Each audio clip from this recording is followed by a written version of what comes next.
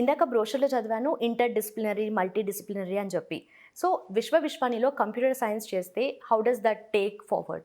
ఇక్కడ అర్థం చేసుకోవాల్సిందంటే ఇంటర్ డిసిప్లినరీ అంటే ఆ కోర్సులో భాగంగా suppose BTech CSC, artificial intelligence, machine learning, data science, IoT ఇవన్నీ ఇంటర్ డిసిప్లినరీ. ఓకే. కానీ అదృష్టము దురదృష్టము అది ఒక కోర్స్ అయిపోయింది అక్కడ.